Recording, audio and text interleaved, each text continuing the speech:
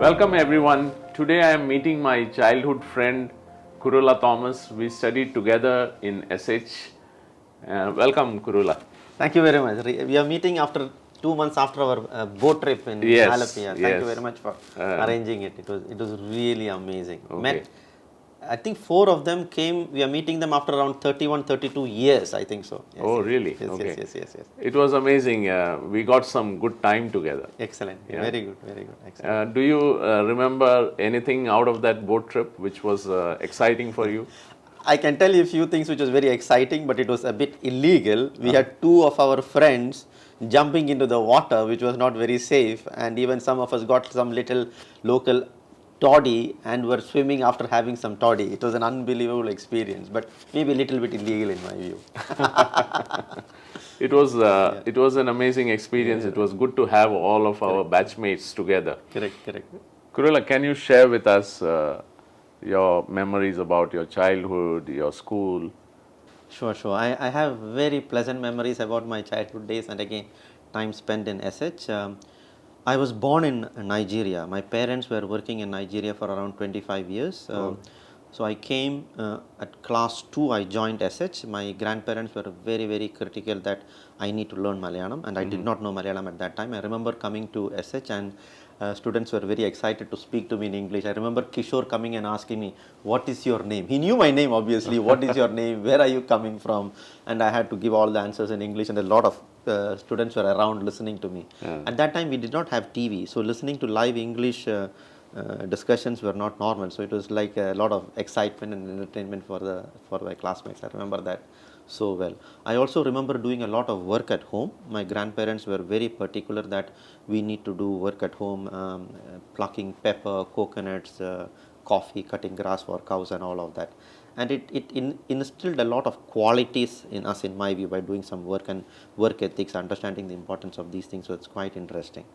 Another very interesting thing I remember is that we are 6 boys, but 3 of us came together to SH. And see my height, I'm very short. My brothers are also short. Oh, really? And we were just one class apart. So in the assembly line, all of us are in the front of the assembly line. All my elder brother, myself, and my younger brother in the front. Right? Okay. And one day, my elder brother was caught for wearing a very dark blue trouser. I think when my parents got it in the shop light, it may have been black color, right? But it is really dark blue. And my elder brother was taken to the principal's room, and he got 2 beatings. And then Principal Ajay Varghese said, "Most probably his brothers also are wearing the same trousers, bring them here." Okay. And he took us, and all 3 of us got... So you all 3 were caught with the same because blue color trousers. we always had the same uniform. So when my parents bring trousers, they give it for all the 3 shirts. So Ajay Varghese made the right assumption that if the elder brother is wearing the wrong color, his brothers are wearing the wrong color. So we all got beatings. Another very interesting incident is that I used to represent the school for this district events on 100 meters, 200 meters and relay, and we used to get prizes, by the way. That is the time I remember the importance of teamwork, right? I remember winning the relay team first prize for Kottayam district, even though individually we were not the best. But we learned a lot to coordinate and collaborate between the team. Exchanging the baton, we learned a lot and we did quite well. But I still remember the reason I went for those events was to have the glucose. Oh. We used to get free glucose before and after the event, and that was more exciting to me, by the way. Very sweet. Very sweet. And you cannot buy it in those days, right? Yeah. Somebody has to give it to you. Parents don't buy this glucose and all of that for you. So, Wonderful. My favorite subject was biology and physics and chemistry. What about you? What were your favorite subjects? mine was different, right? I really liked subjects like mathematics and physics. I liked wherever it was a lot of analytics and equations and all of that. I hated memorizing things, right? So I did not like subjects like biology and history, right? And now I'm realizing that I did not like it because I started memorizing it instead of understanding what is the logic behind the biology and history, right? So, but I did not do it that way, right? Another thing, my grandparents, again, as I mentioned, was very particular that I need to learn Malayalam, and I was forced to kneel on small stones every day and learn Malayalam. And why he made us kneel on the stones is so that we learn it very, very quickly, because it becomes very painful, right? So it was an unpleasant experience, but I had to like Malayalam. My favorite teacher was Emmanuel sir. What about you? Oh, there we are aligned. It's coincidence. I also liked Emmanuel sir a lot. There was a very specific reason, because if you remember, Emmanuel sir used to conduct tuitions for mathematics for all of them. Yes, yes. But I used to go to another teacher who was my father's friend. Oh, really? Right? And I was a bit worried that he may not like me because I'm not going for tuition with him, but he was very, very extra nice to me just because I was not going for tuition with him. And he even tried to understand what I was being taught by the other teacher, and he used to compensate it even though I'm not paying any tuition fees. Oh, really? Right? Few other teachers, the older teachers, Illimutal sir, Nalatwaili Lachan, Kurian sir, they knew my grandparents very well, right? And they used to give feedback to my grandparents, so I had to keep them happy. But I used to play some tricks there, right? Really? Because my grandfather is known to be very strict, and I used to tell his friends that I get a lot of beatings from home. And I tell my grandparents that in the school I get a lot of beatings from Nalatwail Lachan and Illimutil sir and all of them. And both of them are actually not beating, assuming the other person is beating me. So I got away by... So you were strategic in dealing with them. I was already strategic in dealing with them, right? Yes. But one thing I must say, that if you look back at all our teachers, they were very, very simple, genuine people. If you remember all of them, very, very sincere. They only had one intention in life, is to teach us something and nothing else in their life. Yeah, that is something that I remember Absolutely. so well. Yeah. Do you have special memories about any of your schoolmates? Oh, yes. Very, very special memories, right? In the beginning, again, since I was short, I was given a place next to Mathukutti. Mathukutti also was very short. What I remember well, Mathukutti had a ice cream factory just opposite the school gate. Oh, really? So every day after lunch, I used to really pester him, right? Go. And because then it is his own factory, right? I don't have to pay. So he will again sneak out one or two. He was so nice because his parents will not give ice cream to all his classmates. Yeah. So he will give Mathukutti maybe one or two, and he used to split it with me. Oh, really? Yeah. I remember that. And I did that almost every day. I now feel a little bit bad about it, but at that time... Are you in touch with Mathukutti now? Oh, yes. He's doing very well. He's in some irrigation business in Bombay, doing extremely well. Yeah. Okay. Then what I also remember is that we had two brothers, Hormis and Jojo Murikan. They were in my same class, and another friend, Ausepechan, was very near to his house. So every day I used to go from my house to their house, and all four of us will spend time there and go to the school together. And it was around 1.5 to 2 kilometers. And we used to like it, that it is such a long distance, because we used to spend a lot of time going up and down. I liked that part of going with them to the school and coming back versus any other activity. Did you have any shortcut to walk all the way to the school, or was it the mainstream roads? I will tell you something which is very funny. There were shortcuts which we skipped because we wanted to spend more time. Oh, really? So we can actually take a shortcut, but I used to tell home the shortcut is not very nice, so we are going to take the longer route and I have to leave very early just to spend time with them. Really, we used to take a long. That was good. Yeah. Another Alex, our classmate, it was not something in SH, but when I got in engineering, Alex was in the same school, engineering college when we got admission. And in engineering college, the ragging is very, very painful. And I was so happy when I realized that Alex, who was an SH classmate, is going to be my roommate, because you need some support, some mental support when you are getting ragged, and the ragging was quite serious. Yeah. Okay. One learning from all of this is that if you just look at our friends, we did not pick our friends. Our friends are people who were next to us, right? And we started liking them, right? So the point I'm trying to tell everybody is that actually everybody is really good and they will be your friends, right? The reason that you have some of them as your friends is just because you spend time with them. You see what I'm saying? So the point that is very important is that everybody is a good friend. But some of them become your friend because you spend them. And if somebody is not your friend, it is just because you did not get time to spend time with him. Yeah.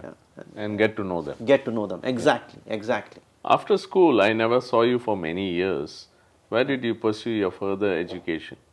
So after SH, I did pre-degree, first group in SB College. I think most of them who did pre-degree came to SB College, if I remember well. Then after that, I did engineering in TKM College, Quilon. And then I worked with Larsen and Toubro for around 4 years, little bit in between with Indian Air Force. And then after a few years in Larsen and Toubro, I did my MBA in Melbourne Business School. Right. I now wish that I even did a PhD. Right. Yeah. I think we should never do a cost benefit analysis for education. In my view, education is, the benefits are unlimited. So we should always take opportunities where we can learn and study. I may even do a PhD soon at this age. Yeah. Which stream did you choose for engineering? Electrical and electronics. Okay. Yeah. I cannot argue that it was based on any logic. It was based on the ranks at that time, right? Because the top rank get computer science, then you get electronics, then you get electrical, then you get mechanical, civil. So the selection of the engineering branch was mostly based on the marks, at least in my case. Yeah. And why did you choose Australia for your MBA? I wanted international exposure, absolutely. I really wanted to go abroad. So because I did not get admission in IIMs in India, right? But I did get admission in other MBA schools in India, but I thought it is absolutely necessary to get some international exposure, and then I selected Melbourne Business School. Melbourne Business School gives a lot of importance to your work experience, but in India, if you go to write the entrance exams for IIMs and if you work for 4-5 years, your quick analytical skills actually diminishes because of your 4-5 years of work experience. So it is very difficult to get into an IIM because of the way the test is conducted if you are not fresh out of your school, right? So it is more meant for people with less experience, which I think is not good, by the way. Okay. Kuruvilla, can you share with me about your family, your marriage and your... I got married just after my MBA. Okay. Right. Mine was an arranged marriage. Very interesting incident. She actually rejected me, my wife. Really? Right. Because it was an arranged marriage, so we were not in love or anything like that. So rejected me because she always had some thinking about the height for her husband, right? So she did not like my height. Then I went into a deep discussion with her, and she got convinced that height is irrelevant in a relationship. So there also I started applying my strategic thinking and explaining, and she genuinely got convinced that height is not important. Yeah. I gave some very interesting examples of, asked her, just think about the people that you like in your friend group, and she came up with a list. I said, was height a criteria? She said no. I said, then height is not important in life, and she got angry. Wonderful. Yeah, I think she is 100 times more smarter and intelligent than me, but the fact that she is not working and she's a housewife, people don't appreciate it, right? Because I work and I earn, and then I get a lot of credit for what's happening, but that is completely, I think it's very unfair. She is an accomplished Indian classical dancer. She used to be the Kala Tilagam during her school days. She used to get a lot of district and state level prizes for speaking, poetry writing, dancing, debates. She was quite famous when she was a student, right? But later on she was very happy to spend time and take care of the family. I always feel it's a bit unfair, but she is very happy, she is very content, and it allowed me a lot of space to do my work. Where do you live now? Now I live in Trivandrum. Okay. Right, but as a part of my work, I travel a lot. Right. Before COVID started, I used to take around 160 to 170 flights a year. So every 1 or 2 days I'm on a flight. So where do you live? It's a bit difficult. I spend more time in a plane. Yeah, understood. After engineering, where did you work? I think I was very lucky because as I was finishing my engineering, I got 3 jobs out of campus. One with Indian Air Force, then a job with Larsen and Toubro, and a job with Hindustan, at that time HCL was there, HCL. I selected Indian Air Force and I went to Indian Air Force for a very short period, but then you're forced to sign an 18 years bond. Okay. Because they spend a lot of time training you, and it is not fair for people to get all the training and spend crores and crores of rupees of the government and then you leave. So I think it's a very legitimate requirement for you to sign an 18 years bond if you go to Indian Air Force, but I was not comfortable. So I left Indian Air Force after a very short time, and then I joined Larsen and Toubro. And I was very much insisting to join their control and automation division because of it is logical controlling of manufacturing plants. So I went into Larsen and Toubro, and there I used to enjoy automating chocolate plants, and we used to get all this export quality chocolates manufactured. You will not get in retail in India, but these are export chocolates, and we used to automate the whole plant to manufacture that. 3 to 4 years into Larsen and Toubro, I noticed that some people with MBA who have no clue about my job coming up with strategies for Larsen and Toubro. So I said, wow, let me switch roles, right? And then I decided to do an MBA, and then I went to Melbourne Business School and then joined Arthur D. Little as a consultant and been there for the last 20 to 23 years now. How many years did you spend in Melbourne? 2 years. 2 years. It's just exactly the 2 years. Kuruvilla, apart from studies in Melbourne, what else did you do? I'm sure you had some extra time. Yes, I did not have extra time, but even though I went to Melbourne to study for a job, I think the best jobs I had was my part-time jobs while I was a student in Melbourne Business School. Okay.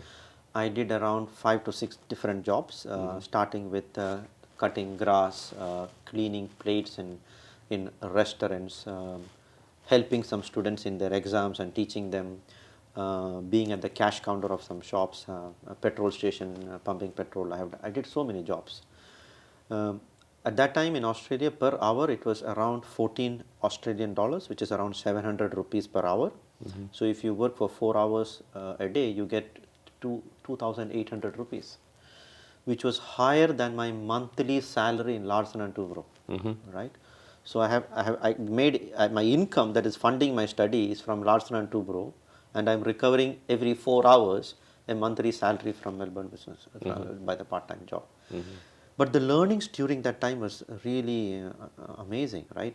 You are doing the job for money, but then I started realizing that you can actually learn a lot from all those jobs. You are not trying to do it for money. You become very passionate about the job. For example, when I was cleaning plates in the hotel, I rearranged the way we collect the plates and bring it to the washing place, and we saved a lot of time, right? And they gave me extra $5,000 for redesigning the layout of the hotel, for example, right? Then at the petrol station, I was fired, right? In Australia, the concept is the petrol station is more like a mini destination. People come in with very interesting cars, Lamborghinis and Ferraris and Porsche cars. They come and give it to you. So you collect the car from them. They will tell you what is required. Check the tire pressure or fill or clean it. There are a lot of things. And they go and drink beer because it has a pub inside. So most of the Australians drink beer and they give you the car. And every time I get into a car, I cannot reach the pedal because I'm short and majority of the Australians are quite tall. So I had to adjust the seat and then finish all the work and give it back.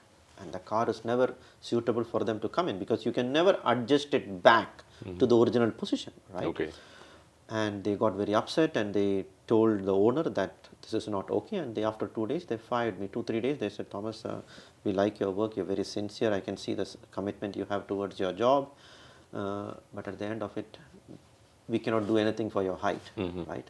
So that is also a very interesting learning for me, that it is a genuine appreciation that you are not suitable for all the jobs. There are very valid reasons that you go for a job and after a few days you can get fired. I felt a little bit bad, but then I realized it's amazing learning that you cannot do everything and you should not, and there are genuine reasons that people will fire you from jobs. They're fully justified. I even think that I should not have been paid for the 2-3 days I worked there because I messed up the car for their customers. Right? During the time I was sitting at the cash counter, I used to study. So many customers who came to the shop will realize that I'm studying MBA in Melbourne Business School in Australia, and they realized I was doing it for money, right? So they used to give a lot of tip. right? And for like $10, $15, they'll give me $50. So, so people are quite nice, quite kind, appreciative of people who are struggling to pay for their education in their country. So a lot of very good experience, learnings during that time. I think the learnings trying to do 5 to 6 different part-time jobs in Melbourne Business School, the learnings was much better than all other learnings from any other jobs in my view. So when did you move to consulting? That was straight after my MBA, right? Okay. During my MBA, right from the beginning, I wanted to get into consulting, right? So I attempted many, Arthur D. Little, I was rejected twice. I went from the Melbourne Business School, there was a campus discussion, they rejected me from Melbourne Business School. Then I came to Singapore, again applied to Arthur D. Little, again I was rejected, right? I offered to work for 3 months for free for them to test me out, and only if they are convinced they will give me a job, and that is how I got into Arthur D. Little. Yeah. So you joined in Singapore for the first time? I joined in Singapore, right? And first 3 months I was without any compensation, right? Okay. It was a very interesting experience trying to get the job in Arthur D. Little. They told me that I'm extremely logical and intelligent, but my language skills are very, very poor, right? I speak very fast. I still have a very heavy Indian accent, and they told me, Thomas, we don't understand what you're saying, and you cannot be a good consultant. But my ratings on intelligence was 5 out of 5. You need to have 4 across 6, 7 parameters. I got 5 out of 5 on analytics, structured communication, and failed on anything to do with English and communication. So they rejected me. So I asked them a very simple question. You rated me very high on analytical skills and logical structuring, but you said you don't understand me. So it doesn't make any sense to me, right? So you understood me, right? You cannot claim that you did not understand me to rate me that I'm good in analytical skills. And they didn't know how to handle me. I said, okay, just try for next 3 months, right? Yeah. And for 3 months, my only intention was to speak well. So where do you currently work as a consultant? Which city are you based out of? I am now responsible for the whole Middle East and India operations, and the headquarters is in Dubai. So technically my office is Dubai, but lot of travel because I cover around 17, 18 countries between GCC, North Africa and South Asia, right? Before COVID, every year, there's a software that tracks the number of flights that you take. I used to take around 160 to 165 flights every year. So you're living in the airports and in the flights versus a location, right? Yeah. As an international consultant working for a global organization, I'm sure you have traveled a lot. Could you please share some of those experiences? Sure. Oh, yes. It is mandatory when you are working with an international consulting firm that you have to travel, and I really had the privilege. I think I would have visited at least 50 different cities working for Arthur D. Little. I had another advantage, which people may think it's a disadvantage. I have an Indian passport. By the way, I was offered a Singapore passport. I refused. I always wanted to have an Indian passport. But with Indian passport, you cannot stay in a country unless you have a work permit. And consultants, you don't get work permit in 50 different cities. You're supposed to come in for a project, and with Indian passport, every month you have to leave the country, right? So when I did a project in Croatia for 18 months, you have to come out 18 times. And I used to visit like Venice, Vienna, Belgium, all these cities 4, 5, 6 different times, right? And so, and as part of work, you always stay in a particular city and you spend a lot of time. So it is not just fly in, fly out visits. Right? I also had the privilege to work a lot in the Middle East, right? What is very, very important and the learnings that I have is that, see, first of all, when you are going to various countries and you are working with clients and you're helping them in solving their problems, you have to really spend a lot of time with them. understand their culture, their behavior, religion, all of that is very important, right? Because you cannot give recommendations that and they cannot implement if it is against the religious values, for example, right? So you even need to understand what are the religious values, cultural values when you tell them you are supposed to do something in your particular job, right? Because when you're consulting. One thing that I really realized is that it is completely wrong to say that a particular behavior or a religion or a culture is wrong. You cannot say that. What I realized is, if you take any culture, any religion, and if you look at the fundamental philosophies behind a religion or a culture or a particular geography, it is reflecting the best way of life in that geography, in that circumstances at the time the religion came into existence. So our view about disliking something is fundamentally flawed because you don't understand the logic behind it. And let me say a few things which may sound a bit controversial.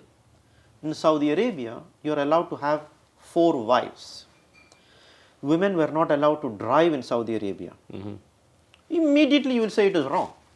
But do you know why it was implemented? No. It was implemented. I don't want to get into the details. I can definitely. If you go and try to understand why people were allowed to have 4 wives, why women was not allowed to drive, or why some of the Hindus are practicing some kind of procedures, there is very valid reason behind it, right? So that is the best benefit that comes out of travel. You start appreciating everything that you see, and when something is contradicting your thinking, you will not feel negative about it. You should actually feel very positive, because you are getting to understand a fundamentally different way of thinking which adds to your quality of your knowledge, your quality, your intelligence. It is actually contributing, right? This is very contradictory thinking, because as human beings, when we see something that we don't agree, we feel very unhappy about it. That is wrong. You are actually very stupid. You actually have to think that, okay, that is very good, that is very right, it has a logic, let me try to understand that, by which you get a different perspective in life, right? And for that you have to really travel, because then only you get the variety of thinking, variety of culture, variety of religious behavior, and traveling really contributes and widens your thought process, your understanding and appreciation of many things that you completely disagree. You start appreciating that. So among all these assignments you have done in different regions, which part of the world do you think is the most exciting for you? For consulting, Yes. the Middle East. Middle East. By far, right? Because wherever consulting or advice is more based on trust versus a transaction, it becomes more interesting, right? And I have to be quite careful, because people tend to trust you when they are not convinced of their capability, right? So let us take a country like Singapore or Germany, right? They have the capability to check whether you are giving good advice or not. So hence it is a transactional relationship. Thomas explained to me the strategy for DBS Bank, and I am capable of questioning your input whether it is good or bad, because I am intelligent, right? But in the Middle East, they sort of appreciate that we need to learn a lot. So it is much more a trust-based relationship, right? And in that environment, if you are able to give the trust to the client, they sincerely appreciate that, they get a lot more value, and you can add a lot more value to them. And that is where I really enjoy consulting, right? It is more trust-based, friendship-based relationship, even if on work, versus more towards a transactional relationship in developed economies like Singapore or Germany or US. Right? Kuruvilla, while studying in school, during our school days, I had never heard about consulting as a career option.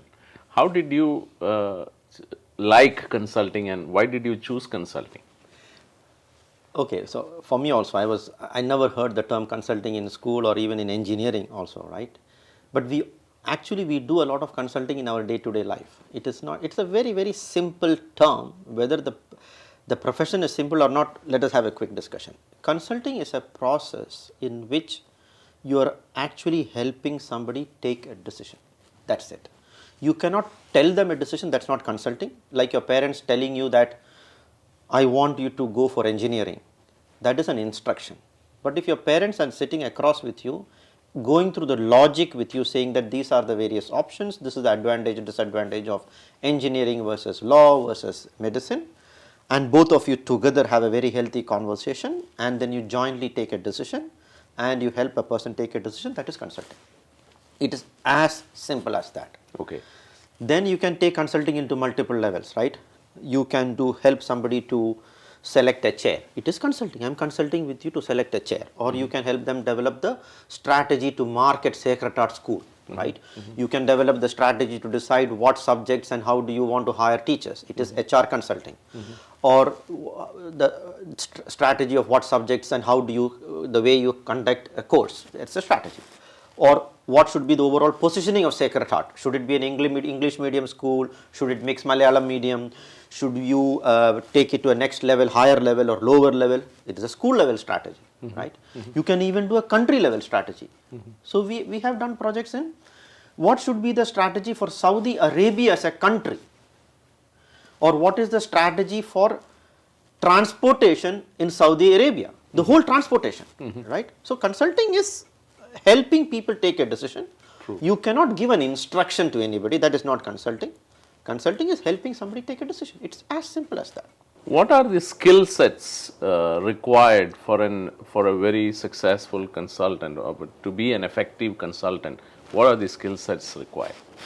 That's a very interesting question, and I have to summarize it based on my 22 years of experience of doing consulting. The skill sets of consulting is actually in contradiction. It is really in contradiction. I don't think there's any other profession that has a skill sets required which contradicts each other, right?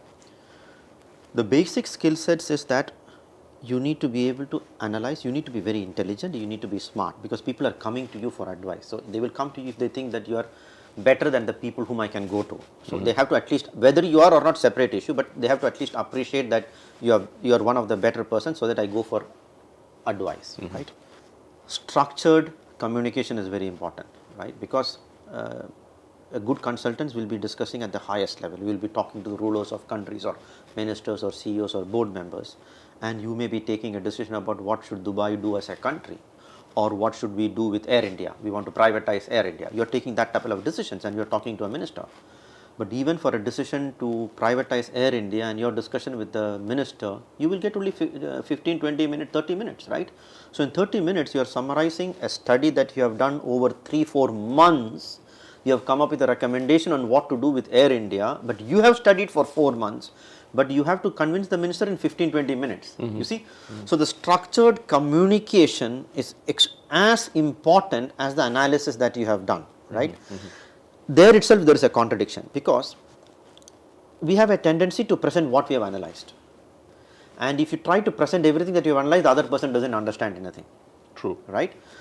And what is more important in a consulting engagement is not what you analyzed. It is what the other person got out of the conversation. So your analysis is irrelevant if that has not got to the person who is receiving it. You see the contradiction, right?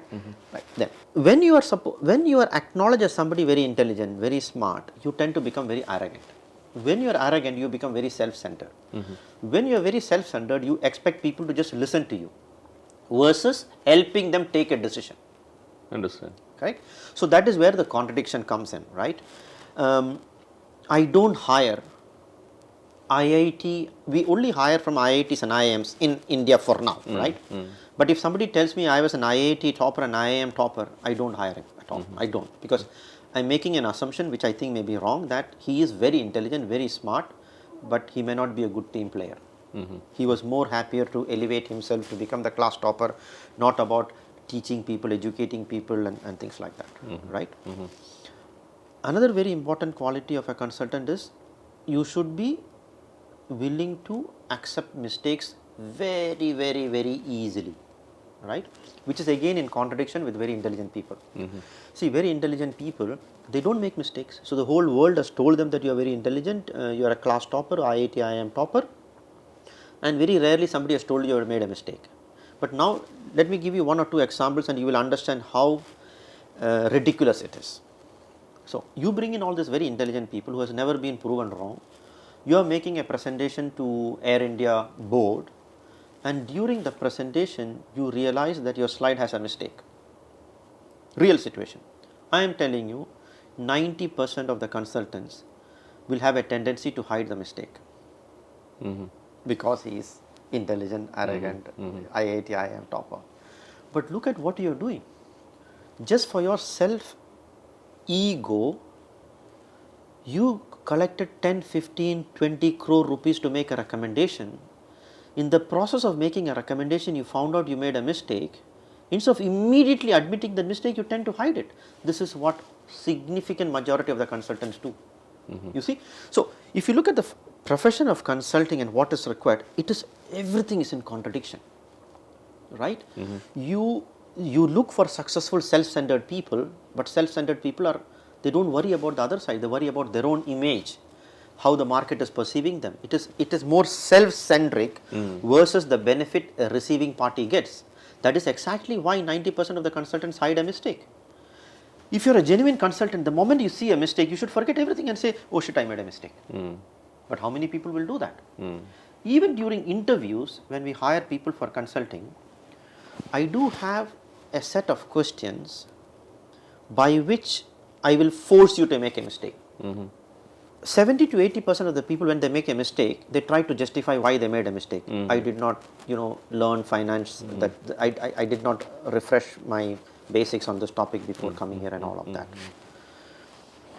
5% of them, so 90% is trying to cover up, 5% of them feel bad about making a mistake. They don't try to cover up, they say, I'm sorry. But they still wish that this question was not asked.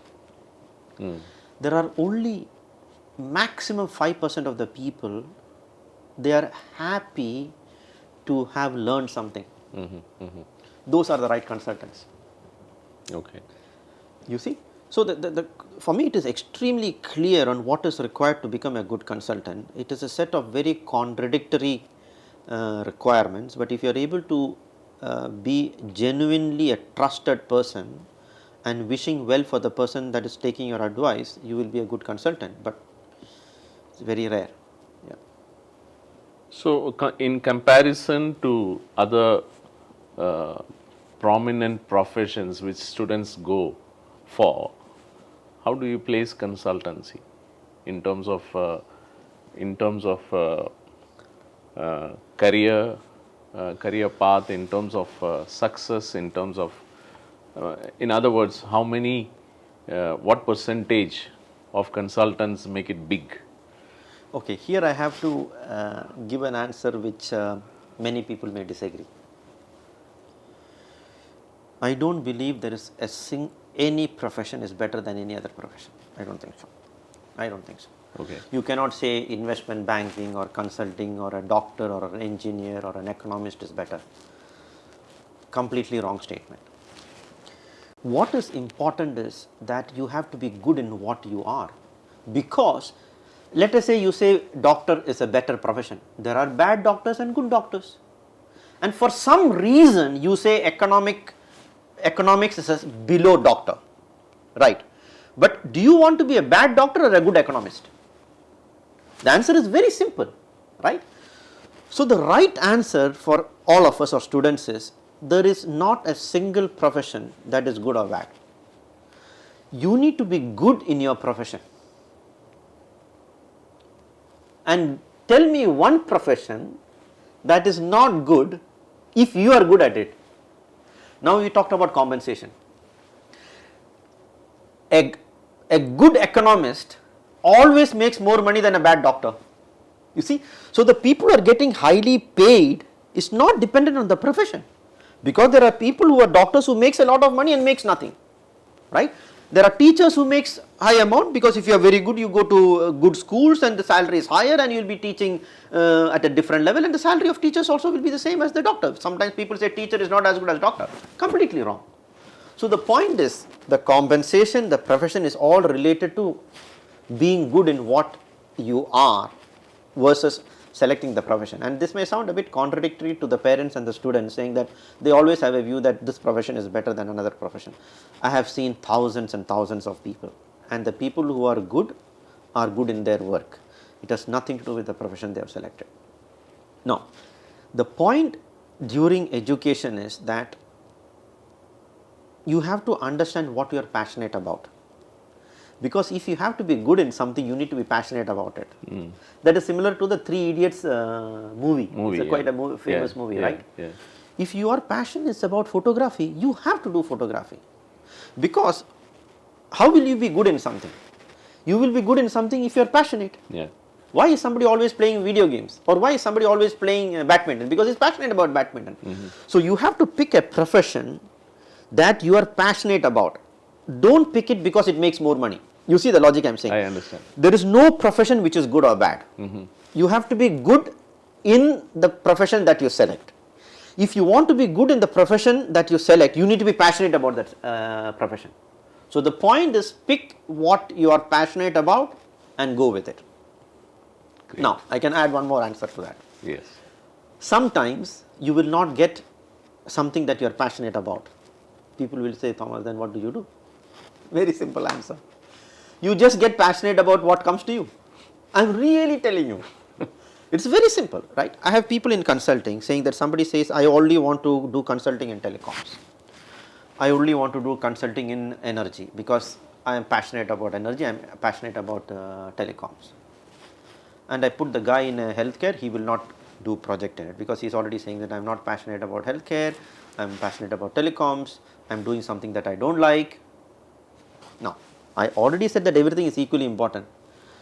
Why are you not passionate about healthcare? What is so special about telecoms? It's just because you understand telecoms, right? We get passionate about something when you know it, right? I don't know whether I am taking a lot of time explaining this, but maybe it is important. Very, very important. Take a sports. I will use sports to explain this, how you select your profession. When I was a kid, I was from a village, Edathua. There is no way you can play badminton because there is no court to play badminton. So I used to run, right? And I was very passionate. I am very passionate in what I do. So I used to be the sprint relay champion and all of that. I mentioned that, right? When I went to engineering college, they had proper badminton courts. I started playing badminton. I used to be the champion in engineering college for badminton. But when I did not know badminton, I said badminton is not good. I will never forget that when I used to see people playing golf, I used to think this is ridiculous. This is crap. When you whack a ball and you walk for 1 or 2 kilometers and then whack another ball, right? I felt that how can ever anybody be passionate about this golf, right? As a part of the job, I had to start playing golf because if you want to get undivided attention from very, very senior people, like a minister, they like to come to golf, and in golf you cannot have anybody else next to you. You have to leave your phone and you have to walk and you get to talk to them. Yeah. So I started going for golf, even though I hated golf, but I get time to spend with very, very senior people, and you get 2, 3, 4 hours and you can talk to them. Yeah. But I realized that I don't think there's any other game like golf that you are in full control. The outcome doesn't depend on your opponent. And that game really becomes very, very interesting because when you're running, you're playing badminton, the outcome of your performance is measured against somebody else. But you can play golf on your own. You can play it on your own, and you start playing it. I became very, very passionate about golf. The point I'm trying to make is that if you like or you dislike something, or if you're passionate and not passionate about something, it is because you don't know it. Now, if you agree that as a concept, if you disagree, then my argument fails. But if you agree that as a concept, I wanted to become a doctor and I did not want to become a lawyer. It is because you never analyzed what a lawyer does. But if you say that I became a lawyer, you just analyze what is a law all about, and you will get passionate about it. So, at the end of it, it is not about selecting a career or a profession. It is about being very genuine and passionate about what comes to you. Did you ever face any challenges in life? The answer is no. Maybe I was very lucky, or maybe because I was not very ambitious, right? And I don't know whether I would have been at a different level if I was more ambitious. But again, this may sound very contradictory, right?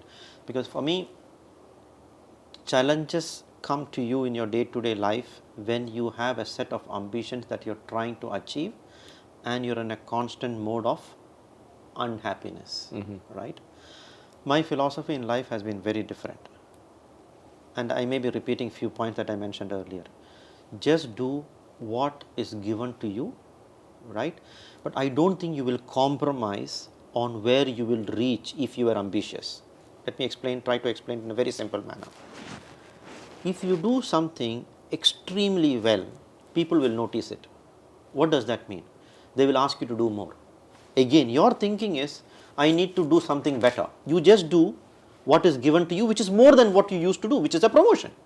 Then somebody will notice, I gave him something more tougher, he is performing much better. And the performing much better is not coming out of ambition. It is just a commitment and passion towards the job given to you, and you do it very well and you progress. So, you are progressing in a happy state of mind because you are passionate of what is given to you, and since you are passionate, you will perform, people will notice it, people will give you more job, and you will get promoted. So the movement and progression in life is not because of your ambition, which is making you unhappy, it is more because of your passionate and commitment of doing work. And I have a view, again it is contradictory, that people will progress faster, people are following a path of being committed to what is given to them versus being ambitious and trying to do more and more things. Yeah. Okay. So, and hence no challenges also. How did your parents impact your life? My parents were in Nigeria for 25 years. They were teachers there. My father has influenced me a lot in my life, a lot. I don't remember meeting anybody who was extremely content with absolutely zero requirements. He can be happy in any circumstances, right? You don't need anything external for him to be happy. That is a learning. That is, I have not seen anybody like him. I lost my father around 7-8 years back, and when he left this world, we actually looked at his belongings. He had just few pairs of trousers and shirts, some slippers, and some books. He did not have anything to himself, and he was very, very happy. I don't remember him asking us to be ambitious at all. He never told us. I remember like writing for an entrance exam for engineering, and I was expressing myself, I am getting tensed, I will not get engineering. He said, why are you supposed to be an engineer? You go and teach, you do whatever you want. You can become a clerk in a bank. What is your problem? My father told me that when I was getting worried about not clearing an entrance exam. So maybe that is why I am not very ambitious, because he wanted to have things very simple. One very interesting thing about him, entire life, every night he had one bottle of beer and nobody could take it away from him. He had that. Okay, Yeah. that's good. As simple as that. Yeah. Is there anybody else who inspired you, motivated you? There are two categories of people who inspires me a lot. People who are extremely intelligent, interested in overall development of people around them, at the same time very, very humble and simple, right? To give an example, somebody like Abdul Kalam, right? He is not at all a self-centered person, right? But he wants everybody to be good, ethical. I had the privilege to spend time with him many years back. I think it was 10, 12 years back when we had a session in the World Economic Forum. He was one of the panelists. And during one of the breaks, he found out that I am a consultant. He told me, Thomas, I want you to take a vow. Just one-to-one discussion. Just he was sitting next to me. He said, Thomas, I want you to make a vow. He said, I was worried he's going to ask me to do something. He said, I want you to make a vow that I will be ethical and I will not support anybody during my consulting to take unethical decisions. So I said that. He said, you have to tell that 3 times. So I had to actually do that. I had to make that statement 3 times. Okay. You see how simple is that person, right? So that is one category. Now, I also have a lot of respect for people who are very self-centered and arrogant, but let me explain that little bit differently. Take an example of Steve Jobs. Or take an example of Elon Musk.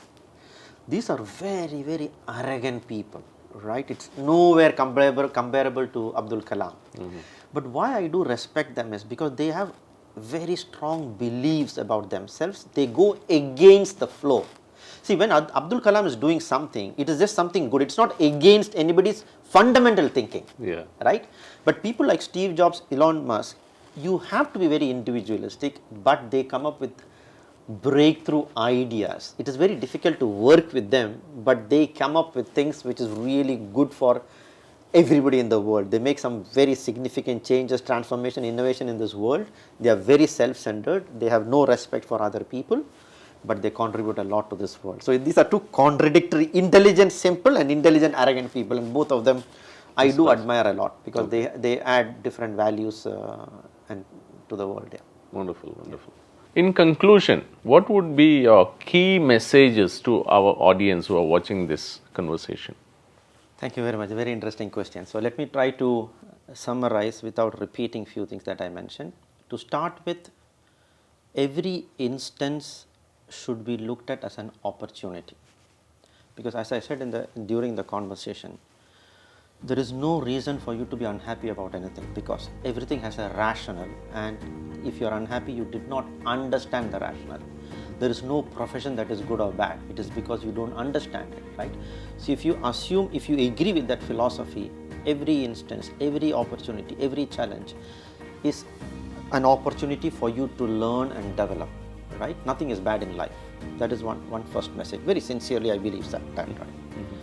The second message is, be very transparent and sincere, right, to what we are trying to do. Like, let us take this particular example, what the discussion we are going on. The intention of this discussion cannot be about projecting myself or yourself.